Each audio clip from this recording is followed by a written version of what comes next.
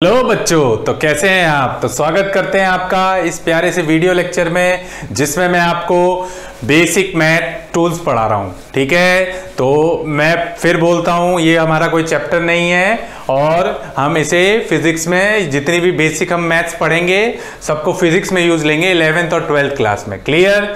तो बच्चों, अभी प्रीवियस लेक्चर में मैंने आपको फंक्शन के बारे में बता दिया था। 5 टाइप के फंक्शन मैंने आपको बताए थे और पांचों मैंने आपको क्लियर कर दिए हैं। आई होप सभी को वो फंक्शन समझ में आए होंगे। तो अभी स्टूडेंट्स, हमारा जो नेक्स्ट टॉपिक है फंक्शन के बाद वो है कोऑर्डिनेट ज्योमेट्री। क्या है बच्चों? Coordinate geometry. तो कोऑर्डिनेट ज्योमेट्री आपने 10th क्लास में पढ़ा होगा। कोऑर्डिनेट ज्योमेट्री आपने किस में पढ़ा हुआ है? 10th क्लास में, मैथ्स में आपने ये पढ़ा हुआ है। तो देखो, पहले कुछ बातें हम सीख लेते हैं और जो फिजिक्स में यूज होगा कोऑर्डिनेट ज्योमेट्री से रिलेटेड वो सब भी हम सीखेंगे आज। क्लियर है इस लेक्चर में। तो देखिए, पहले हम ये देखते हैं कि ये ज्योमेट्री का क्या मीनिंग है। इस ज्योमेट्री का मीनिंग क्या है? तो अगर मैं आपसे बोलूं भाई, अगर थोड़ा सा हम इस थोड़ी सी अगर इसकी बात करें, जियोमेट्री। जियोमेट्री की अगर मैं बात करता हूं तो जियो का क्या मतलब है और मैट्री का क्या मतलब है? भाई आपने 10th क्लास में पढ़ा होगा जियो का क्या मतलब है और मैट्री का क्या मतलब है। तो मैं यहां से बोलूं, जियो का मतलब, जियो का जो साइंटिस्ट ने डिफाइन किया उसका मतलब है अर्थ। जियो का क्या मतलब है? अर्थ। और मैट्री का मतलब यहां पे मेजर। क्या मतलब है इसका? मेजर। यानी कि अर्थ का मेजरमेंट करना ही ज्योमेट्री यानी कि जियोमेट्री कहलाता है। ठीक है, क्या कहलाता है? जियोमेट्री कहलाता है। अब इसमें ये कोऑर्डिनेट कहां से लग गया? तो क्या हुआ, एक फ्रेंच साइंटिस्ट थे, उन्होंने क्या किया, फ्रेंच साइंटिस्ट ने क्या किया कि यहां पे ज्योमेट्री के अंदर एलजेब्रा डाल दिया। एलजेब्रा डालने पर जो पूरा नाम बना, वो पूरा नाम क्या बना यहां पे? Coordinate geometry. क्लियर। तो ये कुछ हिस्ट्री हो गई जो हमें पता होने चाहिए, जो हमने 10th क्लास में बात की थी। क्लियर है। मैं फिर बोलता हूं, जियो का मतलब अर्थ और मैट्री का मतलब मेजर। ठीक है, क्लियर। और अगर मैं यहां पे बोलूं geometry, geometry is used to major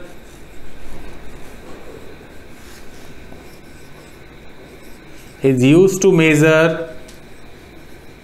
dimension of earth।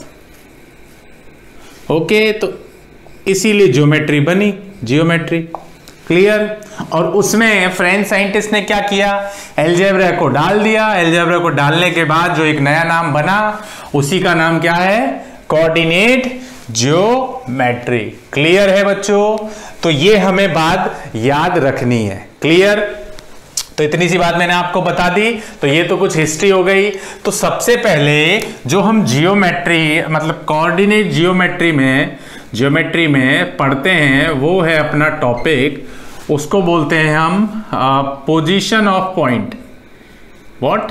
Position of point, है ना। मैं बिल्कुल आपको बेसिक जो आपने 10th क्लास में पढ़ा है वो सब बताने वाला हूं। ठीक है। पोजीशन ऑफ पॉइंट, तो ग्राफ तो आपने पढ़ा होगा।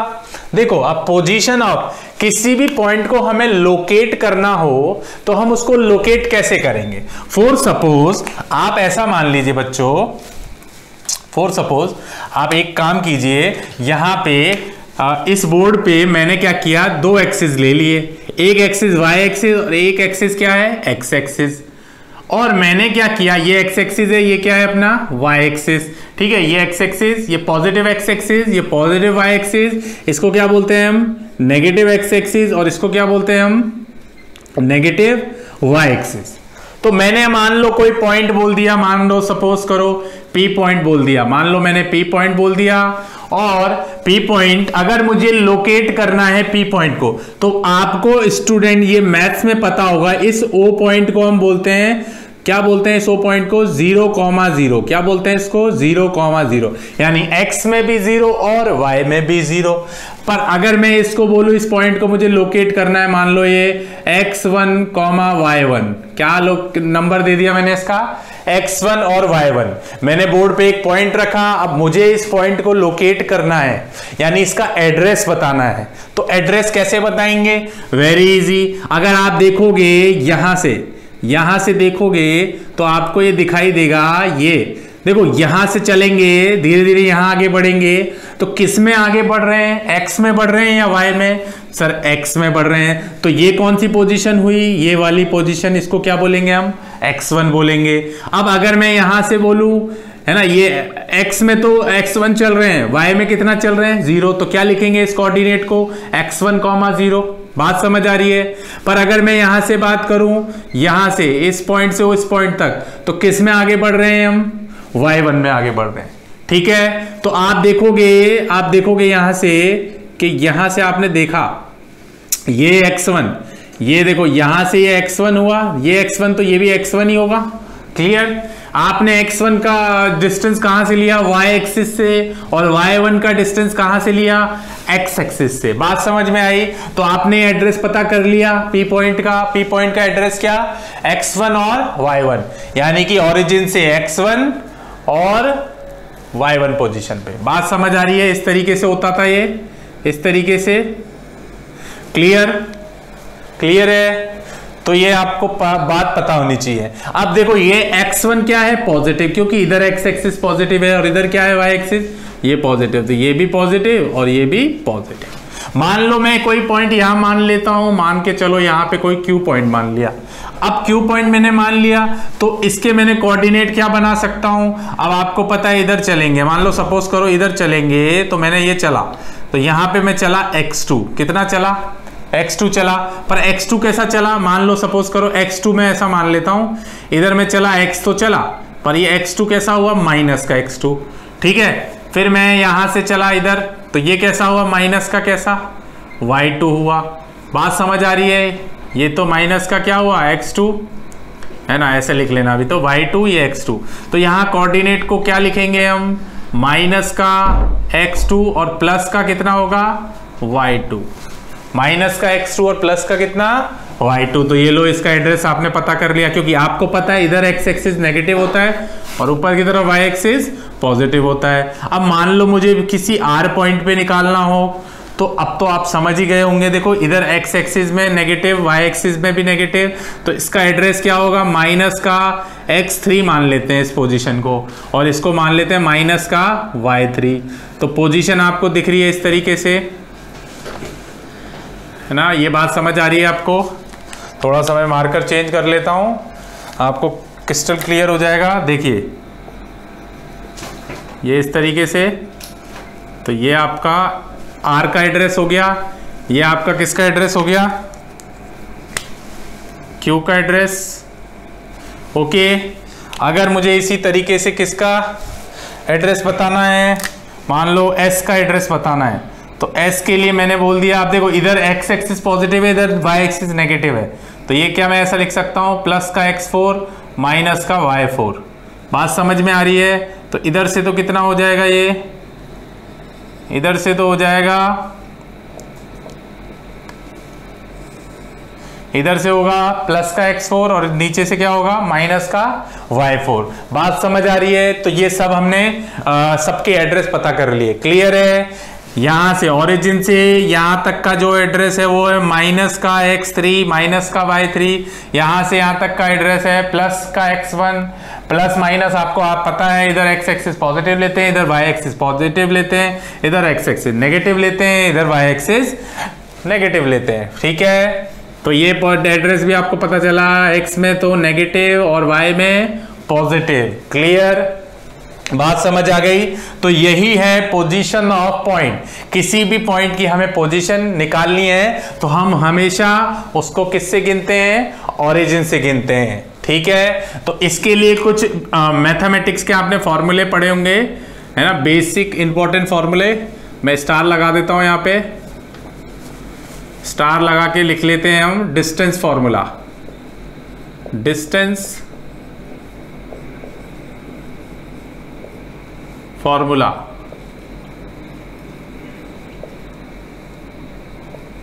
ओके, बात समझ आ गई? तो स्क्रीन को पॉज करें और सबको नोट कर लें। वेरी इंपॉर्टेंट फॉर्मूलाज, ये आप सबने 10th में पढ़ा होगा। ये डिस्टेंस फॉर्मूले आपने पढ़े हैं। The distance between 2 point, 2 point कौन से हैं? x1 y1 और x2 y2। तो x1 y1 को कैसे लिख सकते हैं? x2 माइनस x1 का whole square plus y2 minus y1 का होल स्क्वायर का under root distance of the point. तो ये तो पाइथागोरस थ्योरम पता ही है, x1 ये y1, तो ये कितना है? अंडर रूट x1 का स्क्वायर प्लस y1 का स्क्वायर। अगर मान लो मुझे ये पॉइंट लिखना होता, इस साइड को लिखना होता, तो कैसे लिखता? ये होती अपनी x2 का स्क्वायर प्लस y2 का स्क्वायर। अगर मुझे ये वाली साइड लिखनी होती तो क्या होता है ना? एक चीज का थोड़ा ध्यान दें, अगर ये माइनस है ना तो माइनस को घबराने की जरूरत नहीं है। आप माइनस को अंदर लें, x2 का होल स्क्वायर प्लस कितना हो जाएगा? y2 का होल स्क्वायर। तो इसका अगर स्क्वायर करोगे तो माइनस का स्क्वायर करने पे क्या होता है? वो प्लस हो जाता है। चलिए हटा दो, इसको हटा दो। चलिए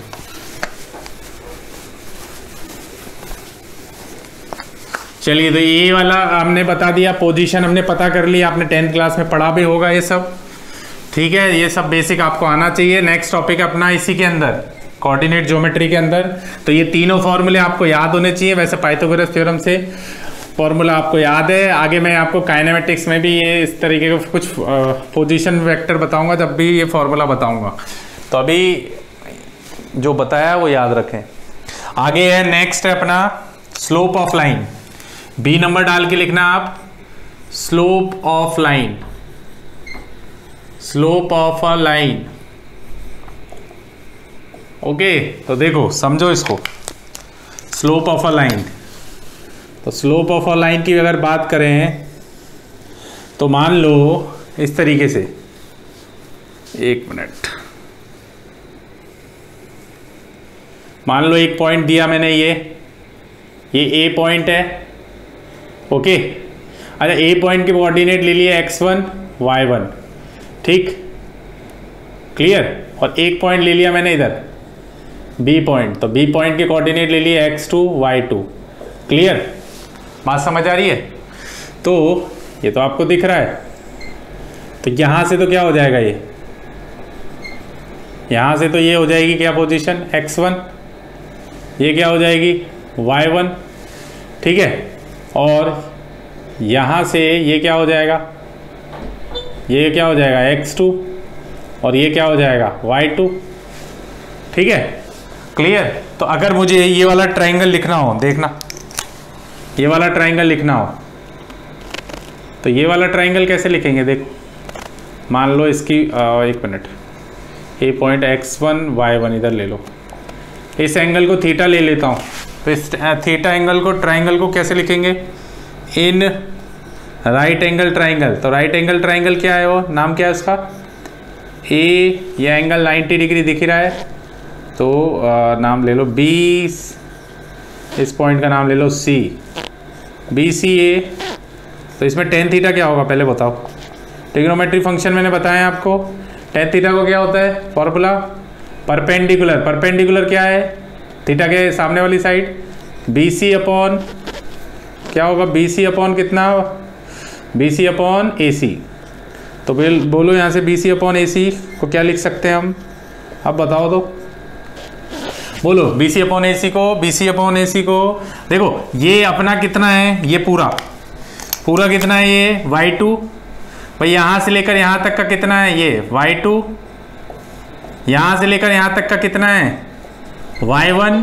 तो y2 में से अगर y1 को माइनस कर दो तो ये क्या आएगा?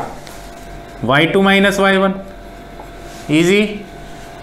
अगर आपको पता है कि ये x1 है, ये x2 है, यहाँ तक का कितना है? x1, और यहाँ तक का कितना है? x2। तो बताओ इसमें से इसको माइनस कर दो तो ये आ जाएगा। तो क्या लिख सकता हूँ इसको? अपॉन का x2 माइनस x1, ये आ गया टेन थीटा। यही टेन थीटा को हम बोलते हैं स्लोप। क्या बोलते हैं इसको? स्लोप। आप लिख लेना, स्लोप ऑफ अ लाइन, ठीक है। m इज इक्वल टू क्या? m से डिनोट करते हैं इसको, m इज इक्वल टू क्या? ऐसे लिख लो तुम तो, slope is equal to what? Tan theta, और tan theta is equal to what? y2 minus y1 upon x2 minus x1। Okay, तो ये फॉर्मूला आपको याद रखना है, वेरी इजी, आगे आपके ग्राफ में काम आएगा। अभी इतना याद रखो। तो ये स्लोप हो गया, याद समझ आ गया, बहुत ही आसान था। पोजीशन हमने वही, ये कोऑर्डिनेट को हमने क्या बोला 0,0, यहाँ से ये कोऑर्डिनेट क्या हुआ x1, यहाँ से यहाँ तक कितना हुआ x2 हुआ ना, ये कितना हुआ y1, ये कितना हुआ y2, ये लाइन पता करनी है तो y2 में से y1 को माइनस करूंगा तो y2 माइनस y1 लिखूंगा, क्योंकि tan थीटा बराबर परपेंडिकुलर अपॉन बेस होता है। और अगर ये लाइन लिखनी है तो x2 में से x1 को माइनस कर दूंगा तो ये लाइन आ जाएगी अपनी। क्लियर, बात समझ आ रही है? तो ये हो गया अपना क्या, स्लोप।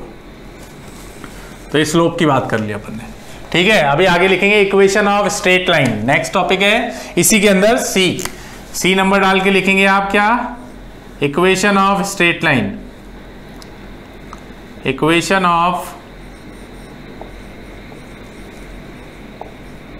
ये जो बेसिक बातें हैं ना वो बता रहा हूं मैं आपको, जो आपकी फिजिक्स में काम आएंगी। Equation of straight line, okay. चलिए देखते हैं इक्वेशन ऑफ स्ट्रेट लाइन क्या है। तो देखो आपको क्या याद रखना है, देखो मैथ्स में तो आता ही है सब कुछ, पर हमें फिजिक्स में क्या याद रखना है वो देख लो।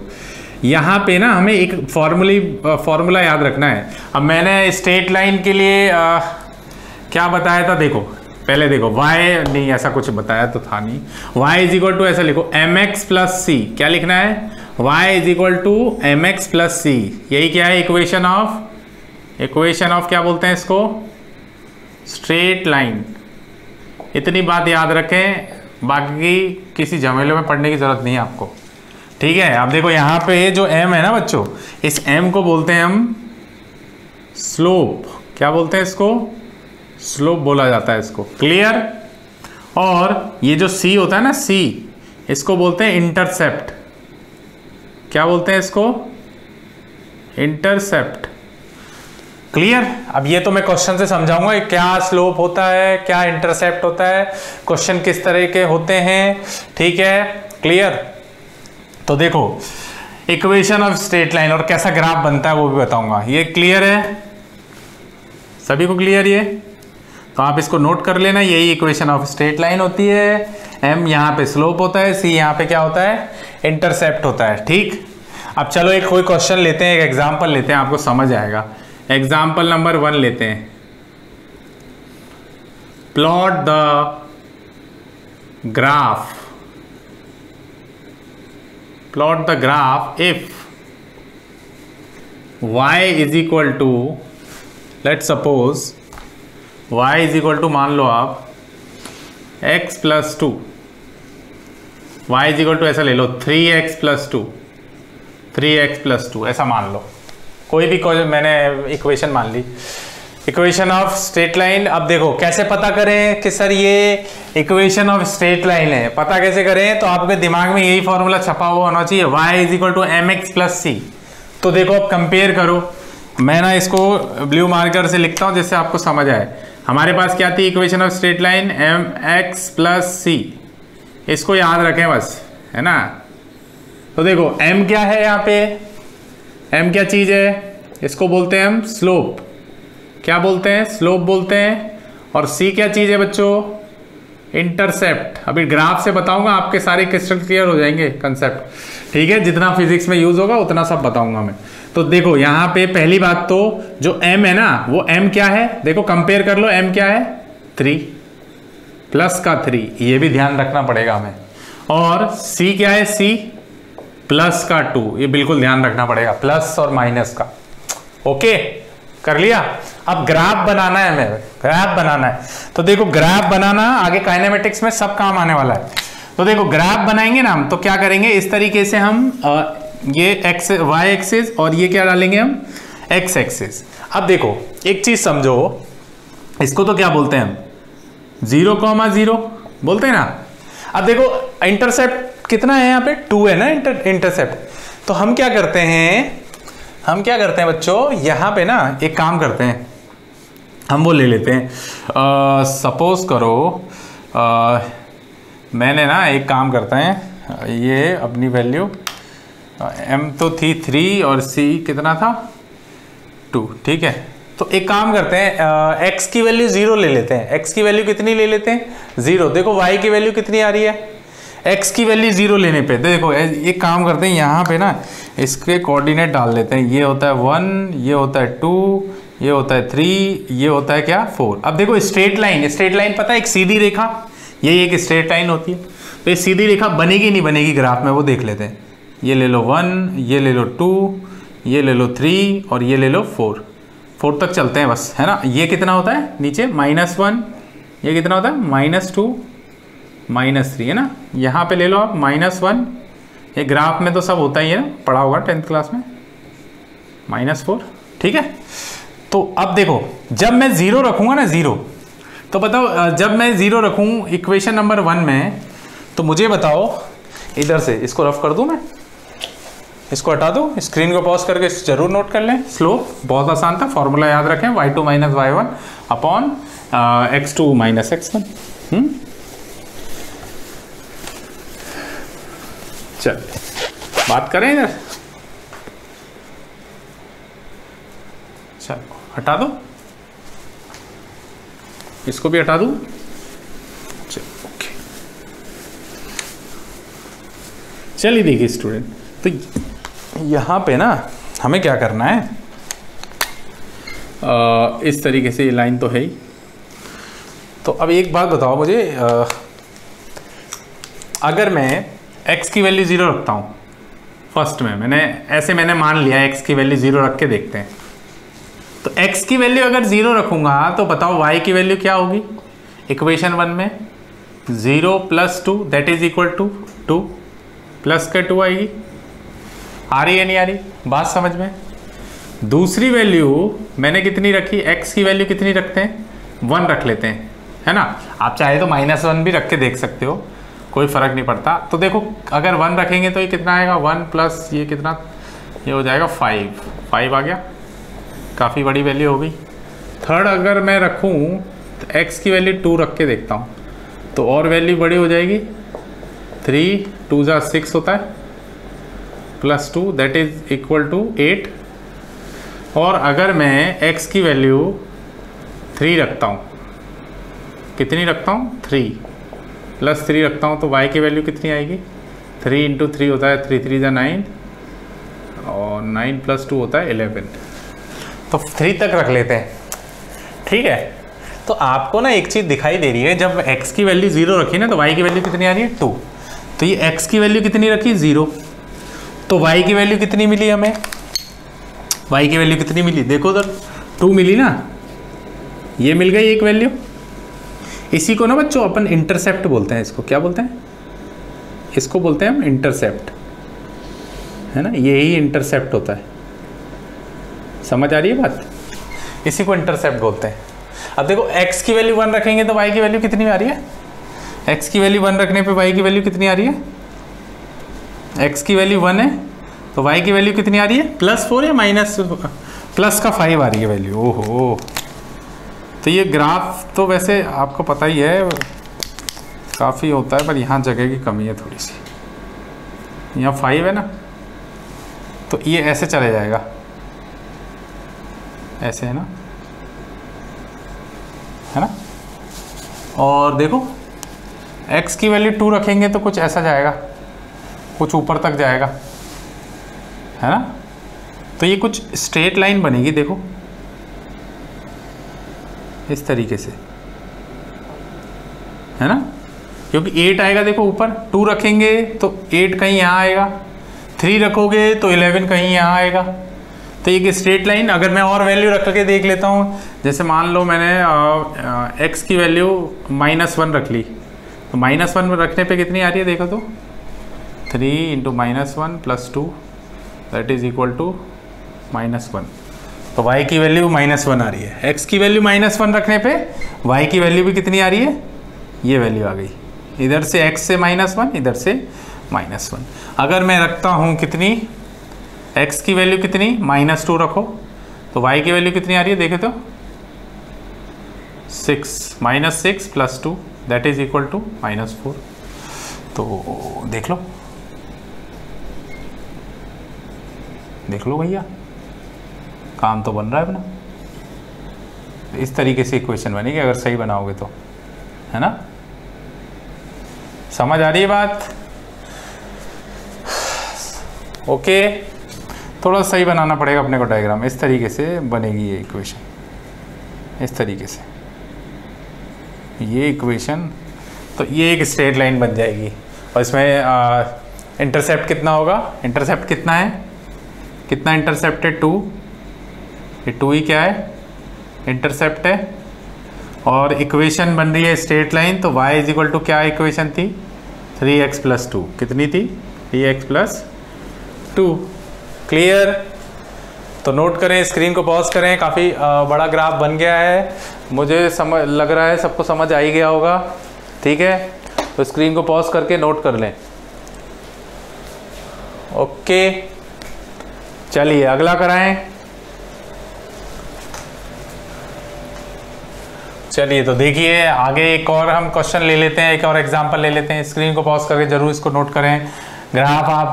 ग्राफ कॉपी में बनाएंगे तो काफ़ी बड़ा ग्राफ बनेगा, इसका स्ट्रेट लाइन ही बनने वाला है। ठीक है, तो आगे बात करें। तो आगे है अपना एक और एग्जांपल ले लेते हैं, एक और एग्जांपल से समझते हैं। चलो एक और एग्जांपल लेते हैं, एक और एग्जांपल से भी समझ लेते हैं। तो देखो एग्जाम्पल नंबर 2 लो। तो example number 2, plot the graph, ऐसे लिखो, find out the slope m and intercept c, slope m and intercept c, and also plot the graph। ठीक है, चलो तो देखते हैं। अब पहले ना एक काम करते हैं, पहले हम ग्राफ, ओके, तो plot the graph if y is equal to x - 5। इफ y is equal to what? x - 5। y is equal to कितना दे रखा है? x - 5 दे रखा है। अब देखो करके देखते हैं, देखो बढ़िया मजा आएगा। अब देखो कंपेयर करते हैं पहले। तो y इज इक्वल टू क्या है इक्वेशन? x - 5। और वैसे ही इक्वेशन ऑफ स्ट्रेट लाइन क्या होती है? mx + c होता है। तो यहाँ से हम क्या लिख सकते हैं? क्या इस इक्वेशन में हम ऐसा लिख सकते हैं y इज इक्वल टू क्या ऐसा लिख सकते हैं? x + -5 कॉमन ले ले भाई, माइनस को कॉमन लिया तो बाहर क्या है? प्लस। आप कंपेयर कर लो। तो यहाँ पे क्या आएगा? 1 को लिखते नहीं है। तो स्लोप कितना आएगा? m। स्लोप बोलो, स्लोप कितना? स्लोप यानी m बराबर कितना? 1 प्लस का 1। और अगर मैं बात करूँ इंटरसेप्ट की, इंटरसेप्ट कितना है? c बराबर कितना? -5। ये लो, अब देख लेते हैं वो इंटरसेप्ट वाकई में -5 ही आ रहा है क्या? तो देखते हैं। ये ग्राफ थोड़ा सा बड़ा बनाना पड़ेगा अपने को। ठीक है, चलो देख लेते हैं पहले। तो ये तो होता है कितना? 0,0 ओरिजिन।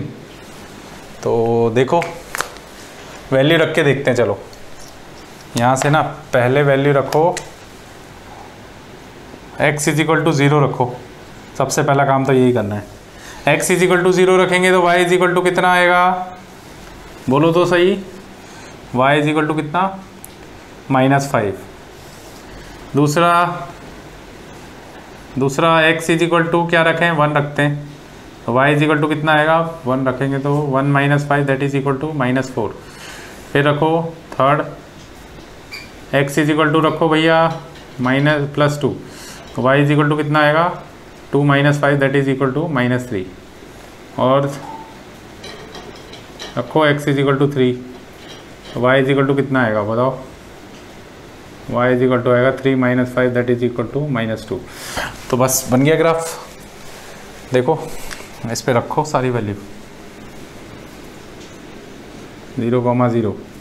तो जब x इज इक्वल टू 0 रखा तो अपना कितनी वैल्यू आई? ये -1, ये -2। कॉपी में बनाओगे ना तो सही बनेगा एकदम।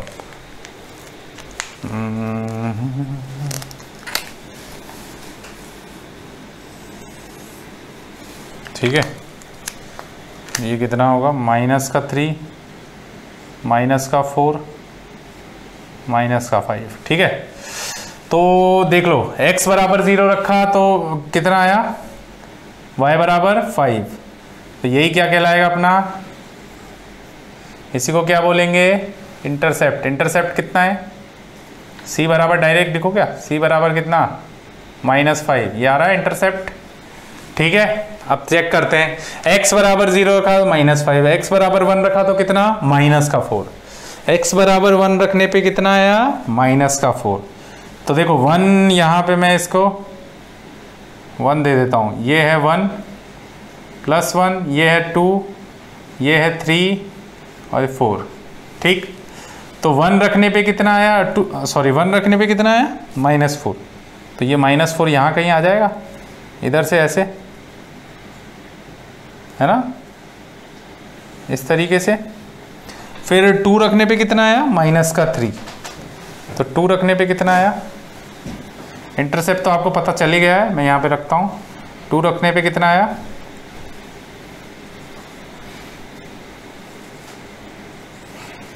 -3, और 3 रखने पे कितना आया, 3 रखने पे कितना आया, सही बनाना भैया कॉपी में, 3 रखने पे -2। तो देख लो, और वैल्यू रखना चाहो तो रख सकते हो, यहाँ रख लो भैया 5th, x बराबर 4 रखोगे तो कितना आएगा, y बराबर 4 - 5 कितना होता है, -1।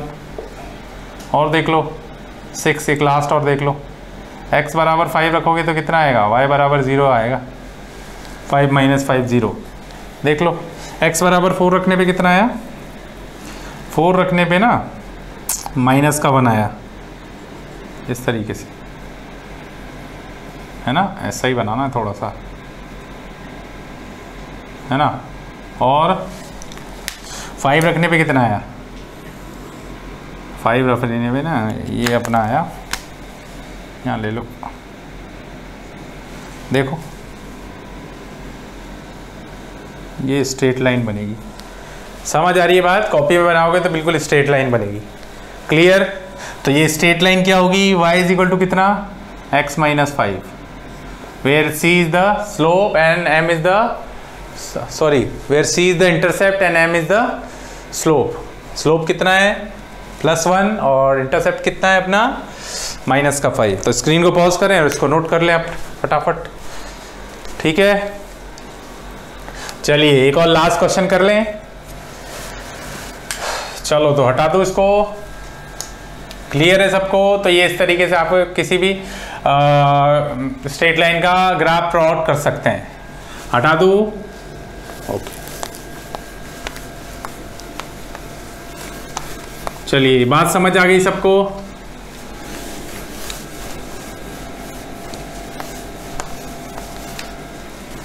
चलिए देखिए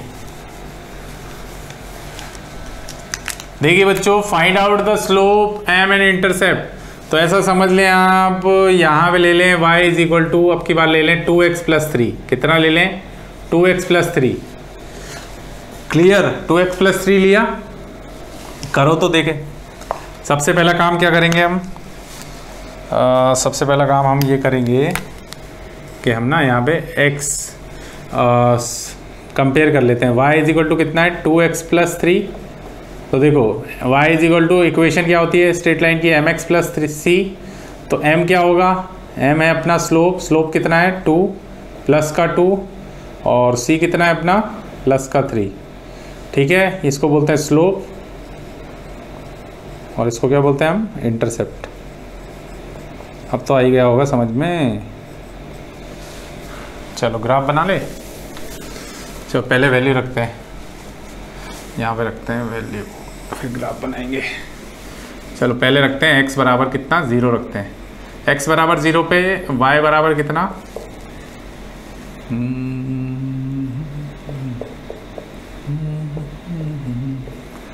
ये लो इंटरसेप्ट भी आ गया। y बराबर कितना, 3 है ना, दूसरा अपना क्या है, x बराबर कितना 1, तो y बराबर कितना आएगा 2 1 + 5।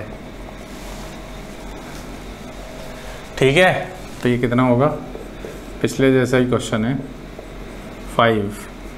तीसरा देखो x बराबर +2 रखो, कितना आया y बराबर 2 × 2 7 7 आ गया। एक और रख लो भैया, y बराबर है, x बराबर रख लो 3, y बराबर कितना आएगा 2 × 3 + 3 6 + 3 यानी 9।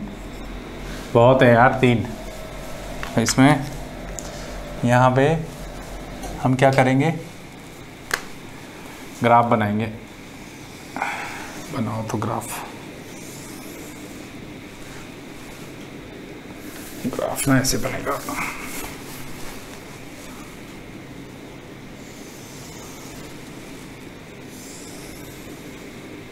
देखो ये हो जाएगा 0,0, इंटरसेप्ट आपको पता है। चलो x बराबर 0 तो y बराबर कितना आया 3 आया। यहाँ रखते हैं 1 + 1 + 2 + 3, ठीक है, -1 -2 -3, यहाँ पे रखते हैं +1, यहाँ रखते हैं +2, यहाँ रखते हैं +3, -1 -2, चलो रखते हैं, देखते हैं, चेक करते हैं। पहला जब x बराबर 0 रखा तो यहाँ आया, और दूसरा x बराबर 1 रखा तो किधर आया, x बराबर 1 रखने पे कितना आया भाई, +4 ये होगा, +5 ये होगा, यहाँ से ये लो भैया एक ये आ गया। फिर 2 रखने पे कितना आया, 2 रखने पे 7 आया, तो ये लो भैया ऊपर तक जाओ 6, फिर ये 7, तो 7 के पास आ जाओ भैया। थोड़ा सा बड़ा बनाना पड़ेगा ये, है ना, +2, तो ये कुछ हो जाएगा यहाँ से। तो ये देखोगे ना आप, थोड़ा सही बनाना,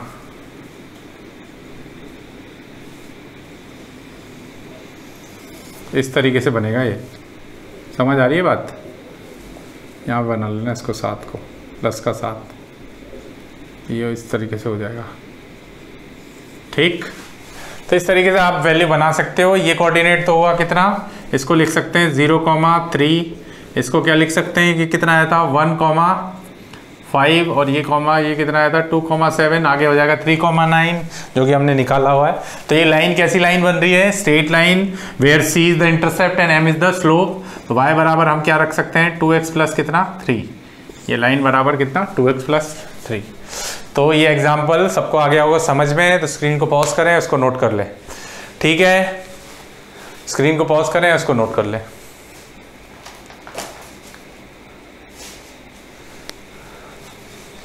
चलिए, तो आगे हम पढ़ेंगे पैराबोला। क्या पढ़ना है हमें, पैराबोला।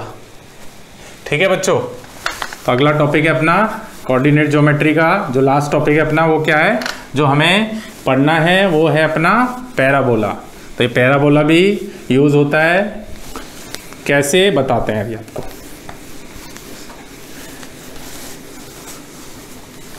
चलिए देखिए, तो पैराबोला की बात कर लेते हैं। देखो तो 1 मिनट। देखो बच्चों, पैराबोला डी नंबर डाल के लिखना आप।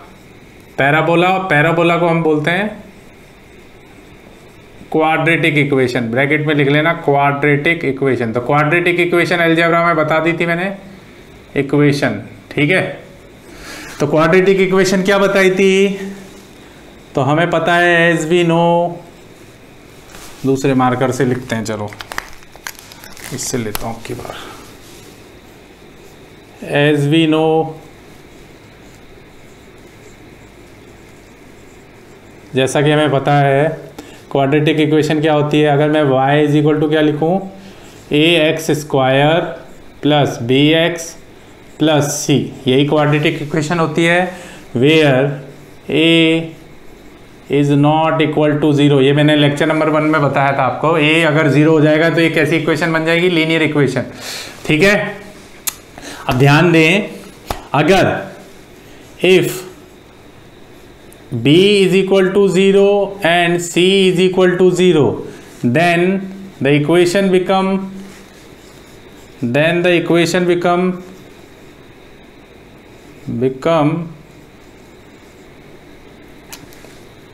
y is equal to what? ax square। y is equal to what? ax square। इसी इक्वेशन को बोलते हैं हम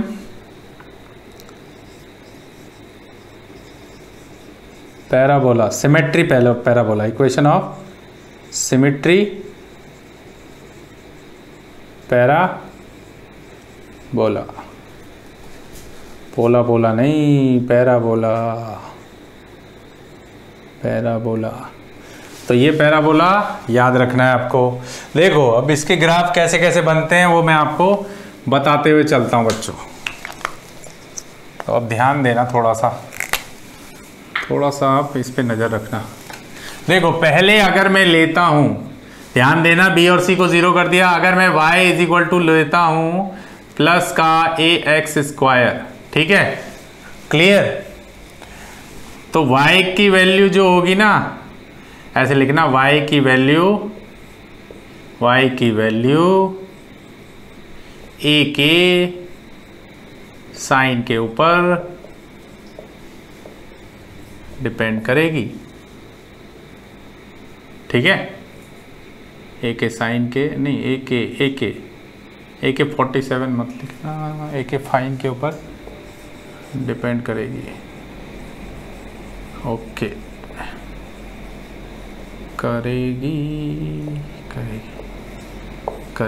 ठीक है, तो जब देखो ध्यान देना यहाँ पे, जब यहाँ पे y is equal two plus का ax स्क्वायर होगा तो जो y की वैल्यू होगी वो किसके ऊपर डिपेंड करेगी?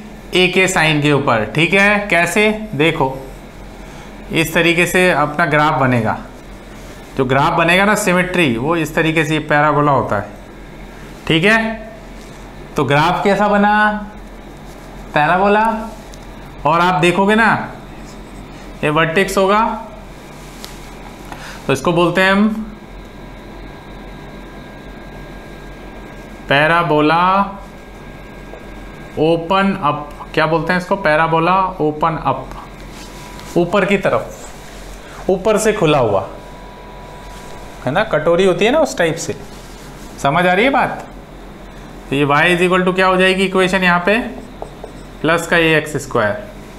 ठीक है, दूसरे पे आ जाओ भाई। अगर y is equal to minus का ax स्क्वायर हो जाएगा तो कैसा बनेगा? देखो a की वैल्यू कैसी है? नेगेटिव है। यहाँ पे a की वैल्यू कैसी है? यहाँ पर a की वैल्यू नेगेटिव है, तो y की वैल्यू भी कैसी होगी? नेगेटिव होगी। तो y की वैल्यू भी नेगेटिव होगी ही। तो जो ग्राफ बनेगा वो कैसा बनेगा? देखो इस तरीके से बनेगा। इसको बोलते हैं parabola. y is equal to, ये इक्वेशन होगी कितनी? माइनस का ax स्क्वायर। इसको बोलते हैं पैराबोला ओपन डाउन, नीचे की तरफ। ठीक है, समझ आ रहा है? आसान है यहाँ फिजिक्स में। चलो हटा दो इसको, तो ये नोट जरूर कर लें आप बच्चों। ओके,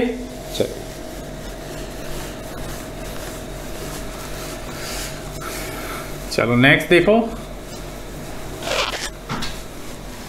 अगर मैं ना यहाँ पे, तो ये तो हो गया अपना तीसरा देखे तो अगर मैं ऐसा ले लेता तो रिवर्स कर लेता, x को इधर ले आता तो x बराबर अगर ऐसे लिख देता तो प्लस का y स्क्वायर। तो अब जो ग्राफ बनता ना वो ग्राफ ऐसे बनता। देखो इधर x क्या होता है? नेगेटिव। इधर क्या होता है? पॉजिटिव। इधर क्या होता है? y positive. इधर क्या होता है? नेगेटिव। तो जो ग्राफ बनेगा ना ये होगा x बराबर क्या इक्वेशन आएगी यहाँ, प्लस का ay²। इसको बोलते हैं पैराबोला ओपन, ये कौन सी साइड है, राइट, ओपन राइट। ठीक है, एक और आ जाओ लास्ट, इसको बोलते हैं अब लास्ट है अपने पास क्या, x बराबर कितना, माइनस का ay²। तो ये हो जाएगा अपना कितना, 4th, इसको बोलते हैं x बराबर कितना, माइनस का ay²। तो इसका जो ग्राफ बनेगा ना बच्चों, सीधा सा ये नेगेटिव x एक्सिस होता है ना, तो ये इस तरीके से बन जाएगा। देखो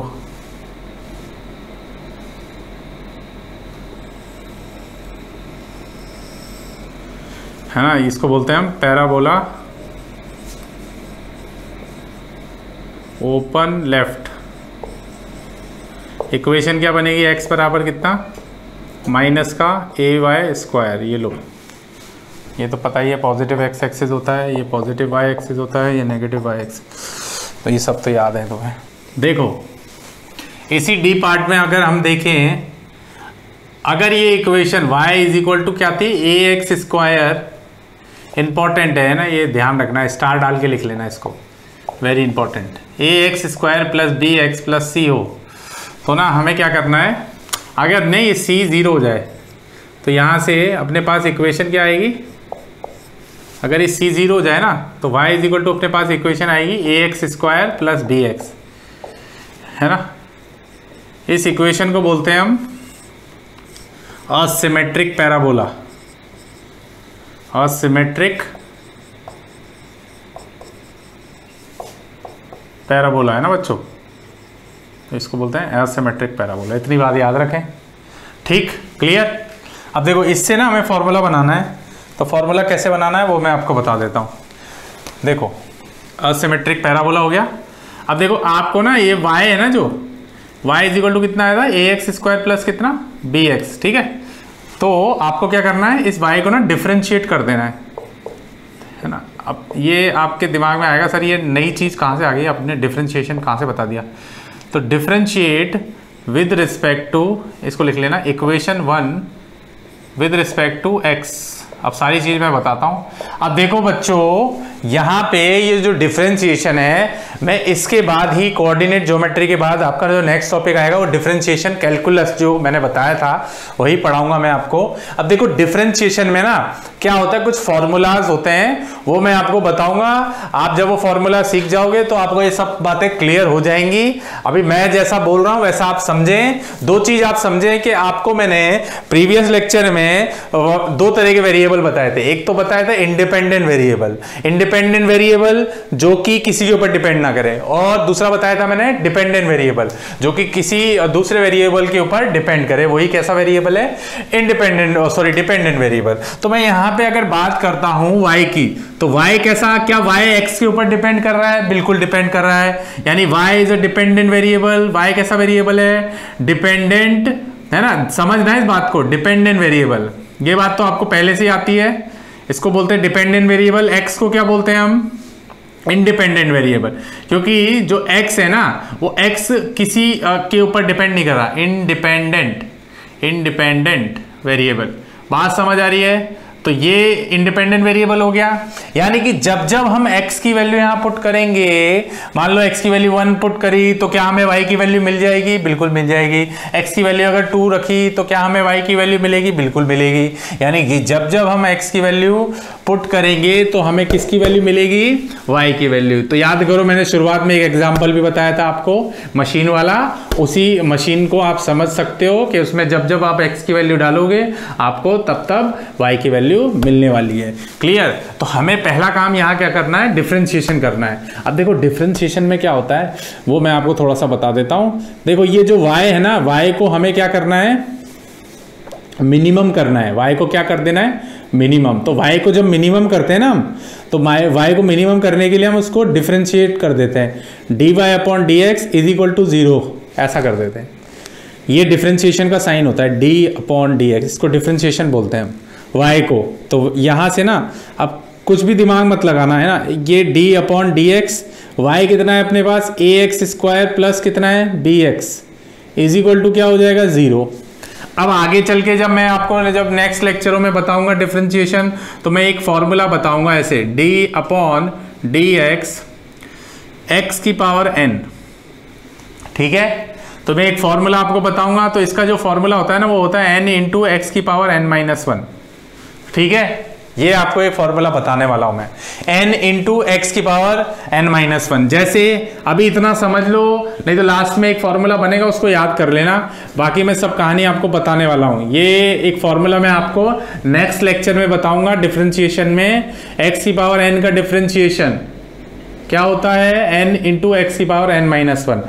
तो अगर मान लो मेरे को x ये करना होता, मान लो x की पावर 2 होती, इसका डिफरेंशिएशन करना होता, मान लो सपोज करो एग्जांपल, आप लिख सकते हो एक एग्जांपल मान लिया, तो एग्जांपल अगर इसका माना तो ये x की पावर 2 का डिफरेंशिएशन देखो 2 आगे आया, ये 2 क्या है n, तो n तो आ जाएगा आगे, फिर क्या करेंगे x की पावर 2 माइनस 1, n-1 हो रहा है, तो n कितना है यहाँ पे 2, तो 2 माइनस 1 ये कितना हो जाएगा 2 इंटू एक्स की power 1 that is equal to 2x। इस तरीके से एक और एग्जांपल ले लेते हैं, क्या पता नहीं समझ में आया हो।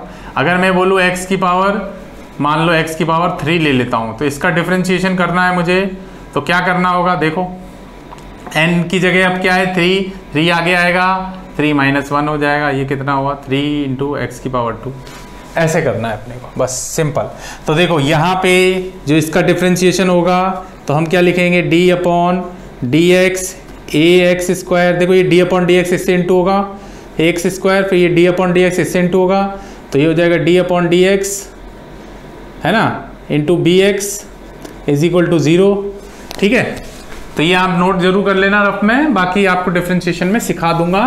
और अगर फिर भी नहीं आया समझ में, कोई दिक्कत नहीं है, जब डिफरेंशिएशन में सीख लोगे तो फिर कोई दिक्कत नहीं आने वाली है। तो अभी मैं लास्ट में जो फॉर्मूला बोलूँ अभी उसको याद रख लेना, अगर नहीं समझ में आया तो यहाँ से ये a आ जाएगा बाहर, तो ये a बाहर आ जाएगा, तो अंदर क्या बचेगा एक्स स्क्वायर, प्लस यहाँ पे ये b बाहर आ जाएगा, अंदर क्या बचेगा x, यहाँ से हो जाएगा 0, x की पावर 1 है, तो देखो a ये हो जाएगा कितना 2x की पावर 2 माइनस 1, यहाँ से कितना हो जाएगा b 1 आएगा आगे 1 x की power 1 minus 1 is equal to 0, तो ये तो हो जाएगा 2ax है ना x की पावर 1, ये क्या हो जाएगा b, 1 को लिखने की जरूरत नहीं होती, x की पावर 0 बराबर 0। बताओ x की पावर 0 क्या बताया था मैंने आपको एक्सपोनेंशियल फंक्शन में भी ये होता है 1, तो ये हो जाएगा। तो यहाँ से ना आप करना कुछ भी नहीं है, ये करना माइनस का b, क्या हो जाएगा ये माइनस का b, तो x बराबर कितना होगा माइनस का b/2a। अब आ गई बात समझ में। तो बच्चों ये सब अगर नहीं भी आया ना आपको समझ में डिफरेंशिएशन, तो कोई दिक्कत नहीं है, आपको अभी उस पर मत जाना, पर नेक्स्ट लेक्चर में डिफरेंशिएशन पढ़ाऊंगा तो आपको 100% समझ में आ जाएगा। पर अभी के लिए ना ये फॉर्मूला याद रखना, ये x बराबर कितना माइनस b/2a, कितना याद रखना है माइनस b/2a। अब देखो ये तो मैंने रखा, अब देखो इसको ना इस वैल्यू को अगर मैं इक्वेशन नंबर 1 में रख देता हूं तो y बराबर क्या है a, x की वैल्यू कितनी है माइनस का b/2a का होल स्क्वायर है ना, x का स्क्वायर है, प्लस का कितना है bx, x की जगह क्या रखना है माइनस का b/2a रख के देखो ये कितना हुआ माइनस माइनस प्लस हो जाएगा, तो ab स्क्वायर अपॉन कितना हो जाएगा 4a स्क्वायर, एक a से a कैंसिल, ये कितना हो जाएगा माइनस का b, माइनस प्लस माइनस होता है 2a हो जाएगा, तो ये कितना हो जाएगा बच्चों b स्क्वायर अपॉन 4a, ये हो जाएगा b स्क्वायर अपॉन 2a। तो एलसीएम वगैरह तो आता ही होगा तुम्हें, नहीं आता तो भाई इसका तो कुछ नहीं कर सकते फिर। तो ये कितना हुआ देखो, यही कर देता हूँ, y इज इक्वल टू कितना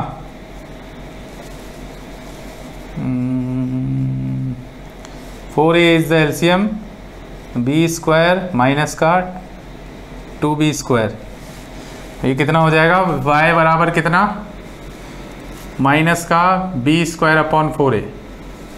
ठीक है, समझ आ गया, क्लियर।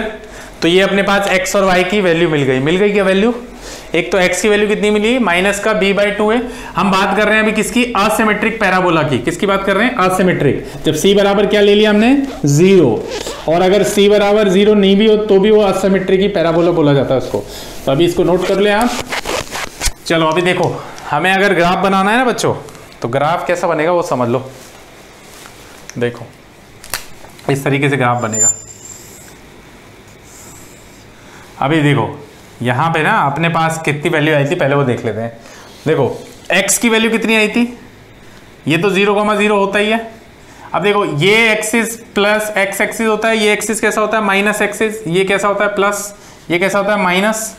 अब ये बात समझ लो कि यहाँ पे ना, यहाँ मान लो आप कितनी वैल्यू आ रही थी x की, एक वैल्यू तो आ रही थी अपनी x की, x की वैल्यू तो आ रही थी अपनी कितनी, माइनस का b/2 है। माइनस का कितना आ रहा था, b/2 है। और y की वैल्यू कितनी आ रही थी, y की वैल्यू कितनी आ रही थी, जल्दी जल्दी बोलो, माइनस का b/2 है और माइनस का कितना, b²/2 है, 4 है, सॉरी, यही आ रही थी क्या, बराबर है। तो देखो माइनस माइनस का मतलब इधर से x एक्सिस नेगेटिव, इधर से y एक्सिस भी नेगेटिव, तो ये कोऑर्डिनेट बनेगा। तो ये वाला तो होगा क्या, माइनस का b²/4a, और ये क्या होगा अपना, ये होगा अपना माइनस का b/2a। तो जब अपना जो पैराबोला बनेगा ना वो ऐसा बनेगा। समझ आ रही है बात, ये ऐसा बनेगा कुछ। तो ये असिमेट्रिक होता है। इस पैराबोला को क्या बोलते हैं हम लोग, असिमेट्रिक पैराबोला। क्लियर। तो मैं एग्जांपल से बताऊंगा, पहले स्क्रीन को पॉज करके इसको नोट कर डालें जल्दी से, सबको नोट कर लें इसको। क्लियर है सबको। तो ये कुछ इंपॉर्टेंट बात जो हमें फिजिक्स में काम आने वाली है आगे चल के, इनको याद रखना है आपको। क्लियर, हटा दूं, चलो ओके।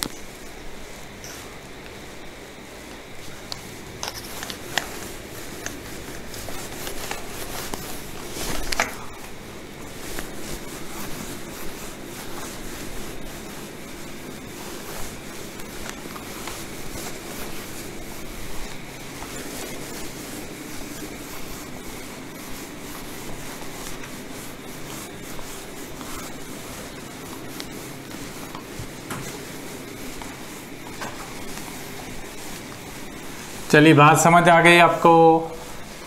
चलो एक क्वेश्चन कर लेते हैं, एक एग्जांपल कर लेते हैं। ये लास्ट एग्जांपल है आज के लेक्चर का। चलो तो देखो बच्चों, एक एग्जांपल यहाँ पे सॉल्व कर लेते हैं। एग्जांपल नंबर 1, ठीक है। लिखो plot the graph for the equation. Plot the graph for the equation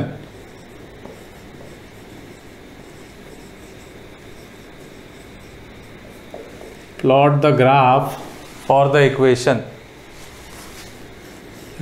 y is equal to minus का x square plus 4x minus 1। ठीक है, अब देखते हैं कैसे असिमेट्रिक करना है हमें।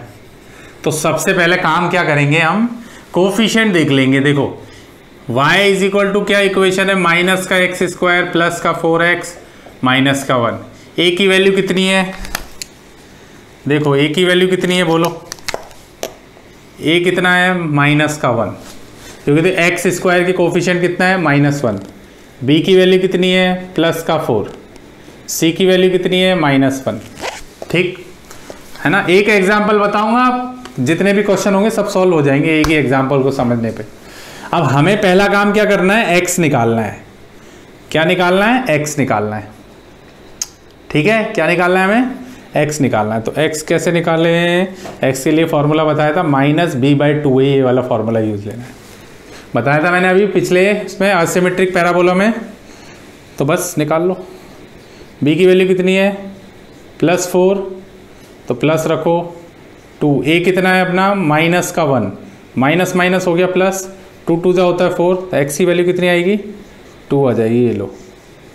ठीक है, अब देखो y की वैल्यू पुट, तो put the value of x, ऐसे लिखेंगे, पुट द वैल्यू, जैसे पहले वाले में की थी ना, put the value of x in equation 1।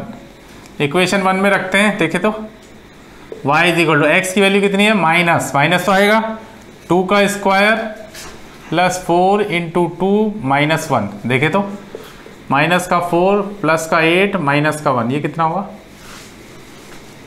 -7 -4 +3 आ गया y। तो बच्चों ये वर्टेक्स निकाल लिया हमने, क्या निकाल लिया, वर्टेक्स, है ना। अब देखो क्वेश्चन से ही मैं सारी चीज समझा सकता हूं आपको। तो ये हमने क्या निकाल लिया, वर्टेक्स निकाल लिया, है ना। अब देखो ग्राफ यहां बना देता हूं मैं, आपको बात समझ आएगी। देखो ये ग्राफ है अपना। अब हम पता कैसे करें कि सर ये ओपन पैराबोला ओपन अप होगा, पैराबोला ओपन डाउन होगा, या पैराबोला ओपन लेफ्ट होगा या राइट होगा। तो पहली बात तो आप पता कर लो, y is equal to minus का x, तो ये क्या है, माइनस का ax स्क्वायर, क्या है, माइनस का ax स्क्वायर। तो x इधर आ राइट साइड, इसका मतलब या तो ओपन अप होगा या ओपन डाउन होगा। ठीक है, अब ओपन अप और ओपन डाउन कैसे पता करते हैं, हम a से पता करते हैं। यहां पे a की वैल्यू कैसी है, नेगेटिव है। तो जब a की वैल्यू नेगेटिव होती है तो y की वैल्यू भी कैसी होगी, नेगेटिव। तो पैराबोला कैसा बनेगा, कैसा बनेगा, ओपन डाउन बनेगा, ओपन डाउन बनेगा। तो वो तो हमने पता कर लिया। अब देखो वर्टेक्स कितने आए अपने, तो वर्टेक्स जो आया वो आया, ये वर्टेक्स ऐसे लिखना, वर्टेक्स आया अपना 2,3, कितना आया, प्लस का 2 और प्लस का 3। तो यहां कहीं आया, ये 0,0 होता है, तो ये 1 होगा, ये 2 होगा, ये 1 होगा, ये 2 होगा और ये 3 होगा। होगा या नहीं होगा, बिल्कुल होगा। तो ये अपना वर्टेक्स है, इसको क्या बोलते हैं हम, वर्टेक्स। इसी को क्या बोलेंगे, वर्टेक्स। वर्टेक्स कितना है अपना 2,3। ठीक है, आ गया। अब आपको यहां पे क्या करना है, देखो 2 के बाद क्या आता है वैसे वैल्यू, 2 के बाद 3 आती है, फिर 4 आता है। तो हमें क्या करना है, 2 से पहले वाली वैल्यू लेके देखनी है और 2 के बाद वाली वैल्यू भी लेके देखनी है। देखते हैं, चलो देखते हैं। सबसे पहले हम लेते हैं x बराबर, सबसे पहले मैंने लिया x बराबर लिया, पहले वाली वैल्यू लेते हैं 1 लिया। तो बताओ y बराबर कितना आया, रख के देखो इक्वेशन 1 में।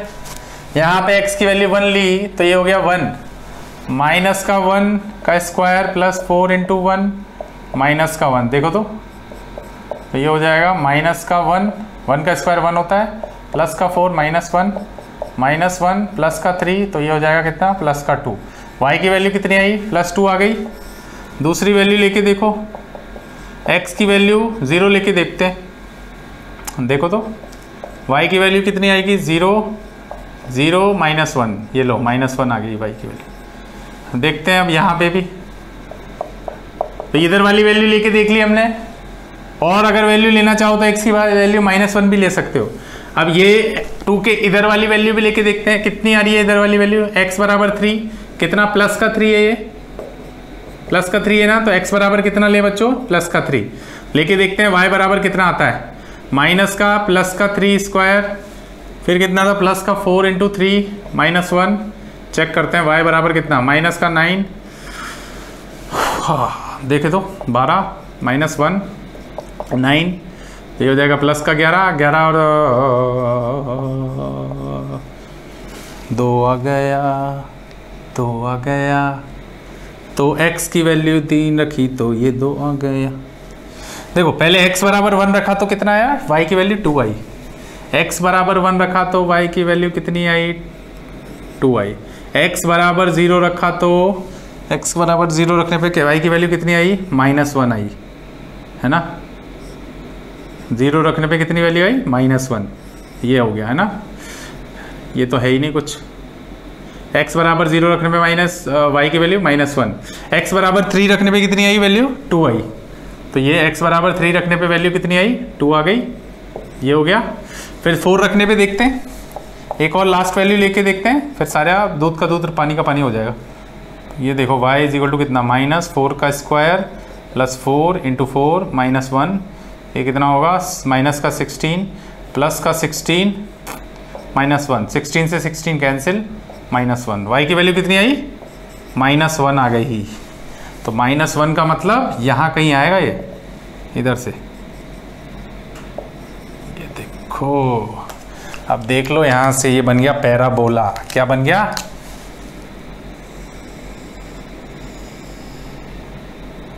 बन रहा है?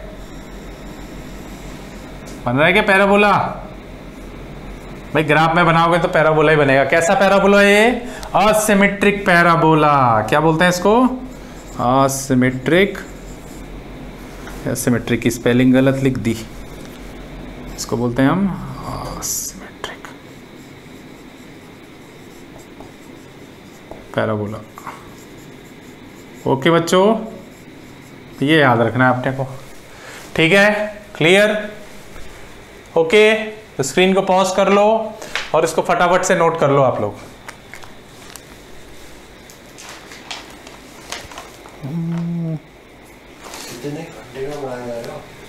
x² - 4x। चलो बच्चों, अगला क्वेश्चन मैं आज होमवर्क में दे रहा हूं, इसको मुझे आप सॉल्व करके दें। ठीक है, अगले लेक्चर में मैं इसको सॉल्व करके भी दे दूंगा आपको अपने आंसर। जिन बच्चों को समझ में आया तो वो मुझे व्हाट्सअप भी कर सकते हैं या फिर मुझे कमेंट बॉक्स में आंसर भी दे सकते हैं। ठीक है, हटा दूं? चलो, एक होमवर्क में लिख लो, इसको आप कर लेना आज। क्वेश्चन है plot the graph for the equation. Example number 2 है, plot the graph for the equation y = ले लेना x² - 4x। x² माइनस क्या ले लेना? 4x ले लेना। ये है अपना क्वेश्चन। ठीक है, ये क्वेश्चन है, इसको सॉल्व करके देना मुझे। ये होमवर्क है। क्या है ये? होमवर्क। चलो बच्चों, तो आज का लेक्चर हम यहीं समाप्त करते हैं स्टूडेंट्स। आई होप सभी को ये कोऑर्डिनेट ज्योमेट्री वाला पोर्शन समझ में आया होगा। जितना मैंने आपको पढ़ाया उतना ही आप पढ़ें, इससे ज़्यादा मैथमेटिक्स आप पढ़ने की कोशिश मत करें। ठीक है, ओके, थैंक यू। कितना हो गया?